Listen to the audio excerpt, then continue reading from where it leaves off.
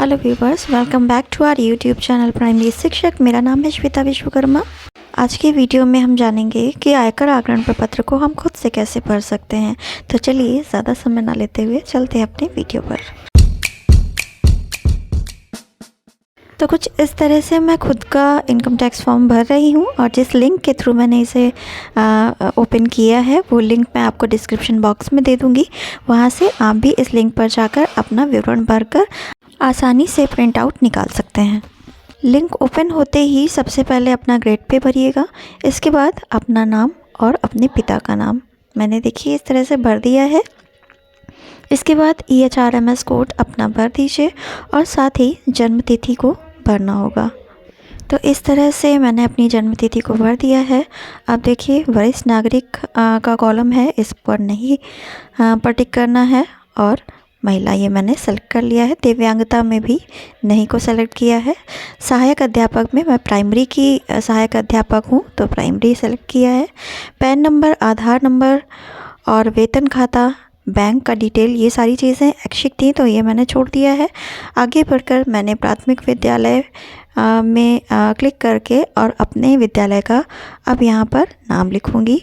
तो ये मेरे विद्यालय का नाम मैं लिख रही हूँ। तो मैंने अपने विद्यालय का नाम लिख दिया है।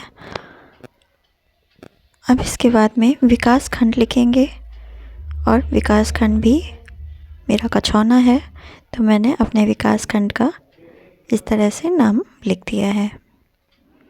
इसके बाद जनपद पर आते हैं। अपने जनपद का नाम यहाँ पर आपको डालना होगा। कैपिटल लेटर्स में ही सारी चीज़ों को लिखेंगे। तो इस तरह से जनपद का नाम डाल दिया है। अब भरना है कर्मचारी का वेतन विवरण। इसमें बेसिक पे इन मार्च 22, ये सारी डिटेल आपको मानव संपदा पोर्टल पर सैलरी स्लिप के अंतर्गत मिल जाएंगी। तो वहाँ पर आप अपना ग्रेड पे देख लीजिएगा। वहाँ पर मेरा फ़िलहाल 42,300 है, वो मैंने लिख दिया है। वेतन वृद्धि माह मेरा जुलाई है, वो मैंने लिख दिया है। HRA मेरा 1340 है रूरल एरिया का, तो ये मैंने मेंशन कर दिया है। आप अपनी सैलरी स्लिप देख करके ये सारे विवरण को भरिएगा। इसके बाद मेरा NPS कट रहा है तो मैंने NPS सेलेक्ट कर लिया है। और कब से कटना शुरू हुआ है तो मेरा सितंबर 2022 से कटना स्टार्ट हुआ है, ये मैंने यहाँ पर सेलेक्ट कर लिया है। और जो GIS है वो मेरा क्लोज्ड हुआ है कटना नवंबर 2022 में, तो ये मैंने कर दिया है मेंशन।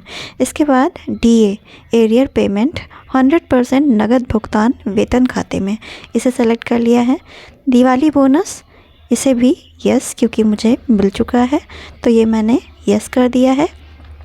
इसके बाद बोनस पेमेंट मोड, तो 100% नगद भुगतान वेतन खाते में प्राप्त हुआ था तो इसे सेलेक्ट कर लेंगे।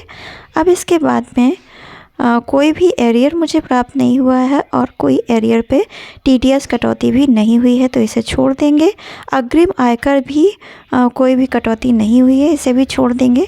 इसके बाद मकान किराए से छूट, इसमें भी मेरा नहीं आता है, मैं छोड़ दूँगी। होम लोन पर ब्याज, बैंक ब्याज, अन्य स्रोतों से आय, ये सब भी मुझे नहीं लिखनी है। अब मैं आती हूँ कि मैंने कितनी सेविंग की हुई है। तो LIC में मेरी सेविंग जो है वो मैंने यहाँ पर लिख दी है। NSC मैंने इस बार नहीं लिया है तो मैं इसे छोड़ देती हूँ। इसके बाद आते हैं PPF पर। तो PPF मैंने 20,000 का इन्वेस्टमेंट इस वित्तीय वर्ष में किया है तो ये मैंने यहाँ पर लिख दिया है। ट्यूशन फ़ीस जो है वो 2 बच्चों पर आप इसमें वेवर ले सकते हैं तो मैंने ये ट्यूशन फ़ीस यहाँ पर एंटर कर दी है। और इसके बाद अगर आपने होम लोन लिया है तो इसके मूलधन को आप यहाँ पर लिख सकते हैं। सुकन्या और समृद्धि योजना, मैं इन दोनों में नहीं हूँ तो मैंने यहाँ पर नहीं मेंशन किया है। अदर में अगर आपका कोई और सेविंग है तो आप अदर में करके टोटल अमाउंट यहाँ पर दिखा सकते हैं।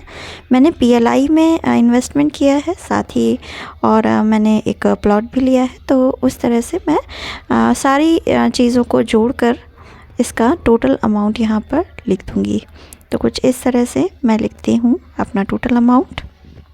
ये सारी ही सेविंग्स जो हैं एटीसी के अंतर्गत आती हैं। एटीसी के अलावा अगर आप किसी और में भी आपने सेविंग कर रखी है तो आप यहाँ पर मेंशन कर दीजिएगा। मेरी कोई सेविंग नहीं है तो मैंने इसे छोड़ दिया है। इसके बाद प्रिंट के ऑप्शन पर क्लिक करेंगे और इस तरह से हमारा कुछ व्यू होगा। अब हम इसे सेव कर लेंगे, सेव एज़ पीडीएफ, और इसे सेव करने के बाद हम पीडीएफ अपनी ओपन कर लेंगे। तो देखिए कुछ इस तरह से हमने जो अभी फिल किया था उसकी पूरी डिटेल यहाँ पर आ गई है और पूरा कैलकुलेशन भी ऑटोमेटिकली ही हो गया है। तो देखिए इसमें पूरा फॉर्म नहीं शो हो रहा है। ये देखिए जीआईएस की कटौती मैंने नवंबर 2022 तक फिल की है। टोटल अमाउंट दिख रहा है, एनपीएस और हमारा वेतन दोनों ऐड करने के बाद। और ये कुछ इस तरह से हमारा जो टैक्स जो है शुद्ध देय 0 आ रहा है, क्योंकि मैंने सेविंग जो है वो 1.5 लाख की दिखाई है। साथ ही एनपीएस की वजह से टोटल कैलकुलेशन में इनकम टैक्स मेरा 0 बन रहा है। तो कुछ इस तरह से आप भी अपना आयकर आग्रहण प्रपत्र को भर सकते हैं। बहुत ही आसान है। अगर कोई प्रॉब्लम आपको आती है फिर भी भरने में, तो आप कमेंट सेक्शन में आकर पूछ सकते हैं। मैं आपको ज़रूर गाइड करने की कोशिश करूँगी।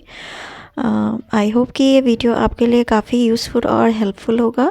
वीडियो अच्छा लगा हो तो वीडियो को लाइक कीजिएगा, उपयोगी लगा हो तो ज़्यादा से ज़्यादा शेयर कीजिएगा, और चैनल पर फर्स्ट टाइम विज़िट किया हो तो चैनल को सब्सक्राइब करके तुरंत ही बेल आइकन हिट कर दीजिएगा, ताकि इसी तरह की इम्पॉर्टेंट वीडियोस आपको मिलें सबसे पहले। तो आज की वीडियो में इतना ही। धन्यवाद। जय हिंद।